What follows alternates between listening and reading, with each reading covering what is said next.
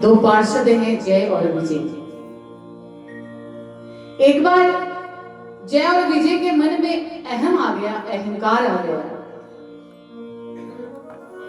कि हम भगवान के कितने नजदीक हैं और भगवान के अंतःकरण के जो द्वार हैं वहां पर हमारी ड्यूटी है, वहां पर हम पहरेदार बन के खड़े हैं जहां से हमें भगवान के रोज दर्शन होते हैं। इसीलिए हम सबसे बड़े द्वारपाल हैं।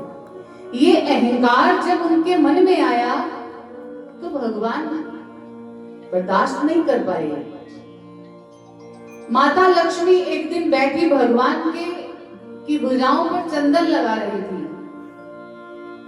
जब भगवान की भुजाओं पर चंदन लगा रही थी तो विचार कर रही है बैठी बैठी कि भगवान की भुजाएं कितनी बलशाली हैं,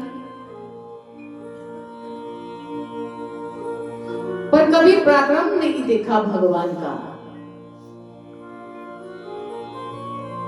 भगवान जान गए कि देवी लक्ष्मी के मन में क्या चल रहा है। ये मेरा पराक्रम देखना चाहती है, मेरी भुजाओं का बल देखना चाहती है कि इनमें बल है भी कि नहीं।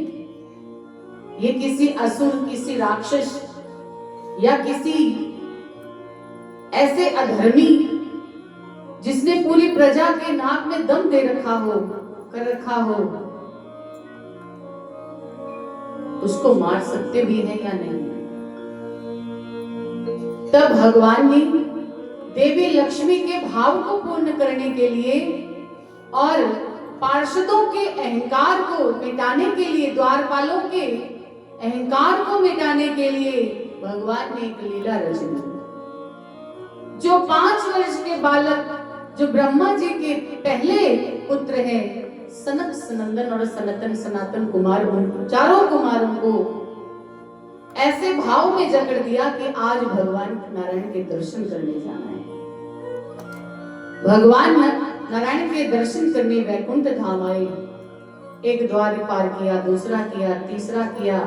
जब भगवान के अंतःकरण वाले द्वार पर पहुंचे तो वहां जय और विजय दोनों खड़े थे।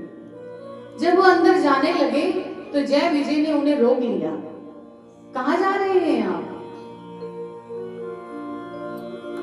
ये भगवान के अंतःकरण का द्वार है, आप वहां बिना उनकी आज्ञा के नहीं जा सकते। माता लक्ष्मी भी उनके साथ हैं। ऋषि कुमार कहने लगे, आप हमें रोक रहे हैं? हमें तो आज्ञा है हर स्थान पर जाने की, हम जहां मर्जी जा सकते हैं, तुम हमें यहां क्यों रोक रहे हो? धीरे धीरे जय विजय ने बात को आगे बढ़ाते हुए उन्हें आज्ञा नहीं दी कि आप अंदर चले जाइए, क्योंकि लीला है भगवान की। उधर उन कुमारों का भी क्रोध बढ़ रहा है, इधर जय और विजय का भी क्रोध बढ़ रहा है। वो आज्ञा नहीं दे रहे कि आप कैसे जा सकते हैं, हम भगवान के द्वारपाल हैं, हमारी आज्ञा के बगैर आप अंदर जा ही नहीं सकते, और जब तक भगवान ना आज्ञा दें आप नहीं जाएंगे। ऋषि कुमारों ने क्रोध करके उन्हें श्राप दे दिया कि तुमने हमें रोका, जाओ मृत्यु लोक पर विचरण करो।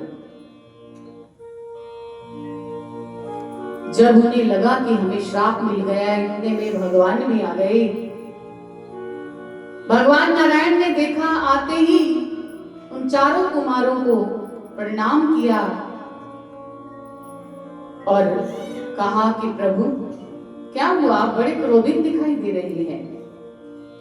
चारों कुमारों ने कहा, ये आपके द्वारपालों ने हमें रोका है, इसलिए हमने इन्हें श्राप दे दिया कि ये मृत्यु लोक में जाकर के जन्म ले। भगवान ने कहा, ये मेरे द्वारपाल हैं, इन्होंने आपको रोकने का दुस्साहस तो किया है, लेकिन आप इन्हें क्षमा कर दीजिए। चारों कुमार कहने लगे, हमारा श्राप मिथ्या नहीं जाता, श्राप तो इन्हें भोगना ही पड़ेगा, मृत्यु लोक पर जन्म तो लेना ही पड़ेगा। तब भगवान ने कहा, आप इनकी अवधि निश्चित कर दीजिए। तब उन्होंने कहा कि 3 जन्म इन्होंने लेने हैं धरती पर जाकर के। तब भगवान ने कहा अपने द्वारपालों से कि अब तुम्हें 3 जन्म तक पृथ्वी लोक पर रहना पड़ेगा, 3 जन्म तुम्हें धारण करने पड़ेंगे। द्वारपालों ने भगवान से प्रार्थना की, प्रभु हमारी प्रार्थना भी स्वीकार कर लीजिए, आपकी आज्ञा शिरोधार्य, लेकिन आपसे हमारी एक प्रार्थना है कि हर जन्म में आप ही हमारा उद्धार करेंगे। भगवान ने कहा ऐसा ही होगा। तो पहले जन्म में हिरण्याक्ष और हिरण्यकश्यप का जन्म हुआ। तब भगवान वराह रूप में हिरण्याक्ष का वध कर उन्हें अपने धाम, उन्हें मुक्त कर देते हैं, और हिरण्यकश्यप को नरसिंह रूप लेकर के उन्हें मुक्त कर देते हैं। दूसरा जन्म उनका हुआ रावण और कुंभकर्ण के रूप में। तब भी भगवान श्री राम आए और उनको मुक्त करा दिया। तीसरा जन्म शिशुपाल और दंतवक्र का हुआ। अब शिशुपाल वही हैं जिन्होंने रुक्मिणी, जिनका विवाह रुक्मक ने रुक्मिणी के साथ तय कर दिया था। वो भगवान से इतने क्रोधित हैं क्योंकि भगवान ने रुक्मिणी से विवाह कर लिया। एक बार युधिष्ठिर ने जब यज्ञ आरंभ किया, अश्वमेध यज्ञ किया, राजस्व यज्ञ किया, तब सभी राजाओं को आमंत्रित किया। और शिशुपाल कौन है? भगवान श्री कृष्ण का की बुआ का बेटा है। जब शिशुपाल का जन्म हुआ था तो उसकी 4 भुजाएं थी और 3 आंखें थी। ये देख करके उनकी माता को बड़ा आश्चर्य हुआ। उन्हें त्याग देने की भावना मन में जलाई कि इसे त्याग देना चाहिए, कैसा बालक जन्म ले लिया मेरे घर पे। जैसे ही उनके मन के विचार उठे, आकाशवाणी हुई, हे देवी आप इस पुत्र का त्याग मत कीजिए। इस पुत्र की जो भुजाएं हैं, जो इसकी मृत्यु का कारण होंगे, उनकी गोद में ही जाते ये 2 भुजाएं और 1 आंख अलोप हो जाएगी। ऐसा ही हुआ। कुछ समय पश्चात जब वो नन्हे बालक थे, पालने में झूल रहे थे, तब भगवान कृष्ण आए और आते ही उन्होंने अपनी गोद में ले लिया। और जैसे ही गोद में लिया, उनके 2 हाथ और 1 आंख गायब हो गई।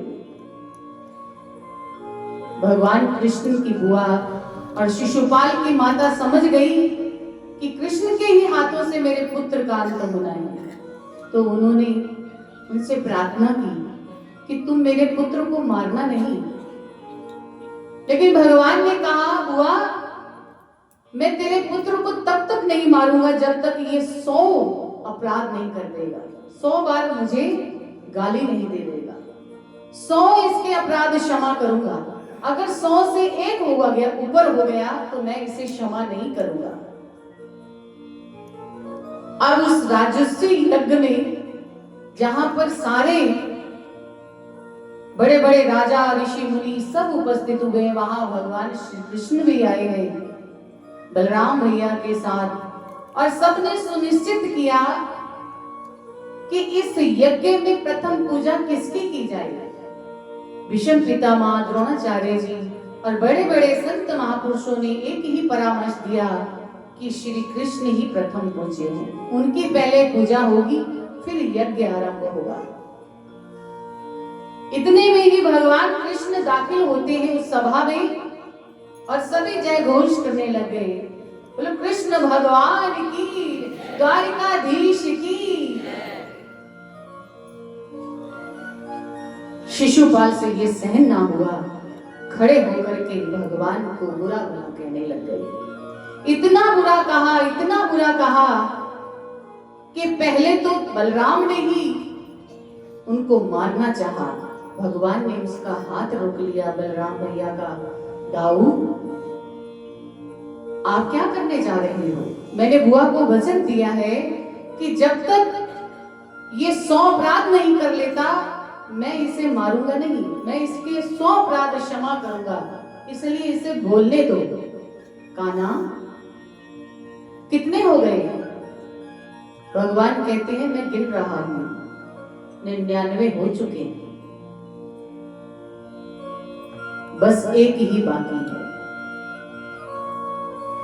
अब जैसे ही भगवान को शिशुपाल ने कहा कि ना इसके कुल का पता है, ना इसके पिता का पता है, ये अपने आप को द्वारिकाधीश कहता है, ये भगोड़ा है, कुछ भी उसने वचन उच्चारण किए भगवान के प्रति, तो भगवान ने कहा शिशुपाल सावधान, और अपनी उंगली पर उन्होंने चक्र, सुदर्शन चक्र को धारण किया और शिशुपाल की गर्दन को धड़ से अलग कर दिया।